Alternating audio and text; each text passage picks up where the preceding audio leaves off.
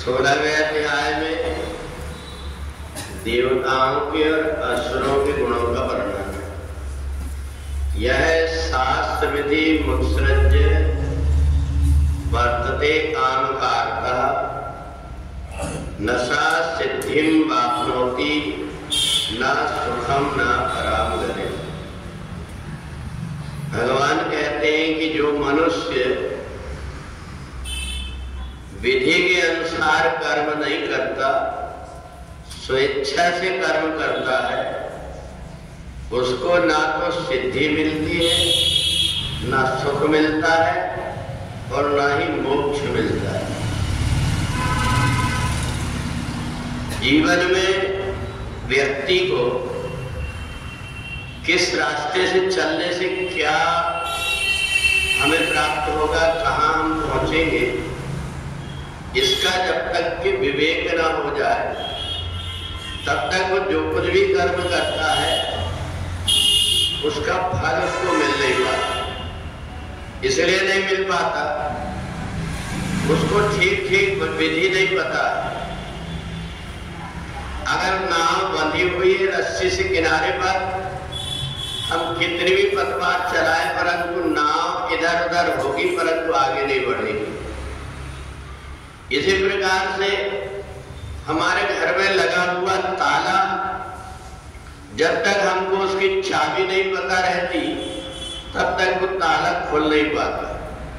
तो ये विधि होती है कार्य करने की। इसलिए जो समझदार व्यक्ति होता है सत्संग के माध्यम से ज्ञान प्राप्त करता है और ज्ञान प्राप्त करके मेरे को कैसे कर्म करना चाहिए इसका फिर वो रास्ता चुनता है। परंतु मनमाने ढंग से जो व्यक्ति किसी भी प्रकार की कोई आचरण करने लगता है तो उसकी वो साधना आसुरी प्रकार की होती है। असुर जो होता है उसे विधि का पता नहीं रहता कि हमें कार्य कैसे करना चाहिए, उसको अपने आप का अभिमान होता है और वो सोचता है मैं जैसे करूंगा तो हो जाएगा, परंतु बाद में वो पछताता है। तो इसलिए देवताओं में और असुरों में यही अंतर है कि जो देवता जैसे स्वभाव वाला व्यक्ति होता है वो क्या कर्म मैं कर रहा हूं उसकी पहले जानकारी प्राप्त कर लेता है, और अगर उसको ज्ञान नहीं होता तो जो रास्ते को जानता उससे पूछ लेता है। अनजान व्यक्ति भी दूसरी जगह में जाकर के अपनी मंजिल तक पहुंच जाता है क्योंकि उसको ये अभिमान नहीं है कि मैं अपने आप चलते रहूं मंजिल आ जाएगी। वो समझदारी से काम लेता है।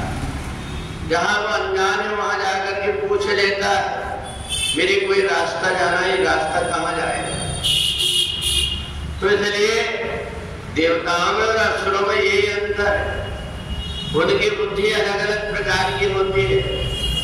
इसलिए वो सोचते हैं शरीर को कष्ट देने से कुछ मिलता होगा, परंतु जिस प्रकार से शरीर को कष्ट देने से कुछ नहीं मिलता उसी प्रकार से शरीर को आलसी बना देने से भी कुछ नहीं मिलता।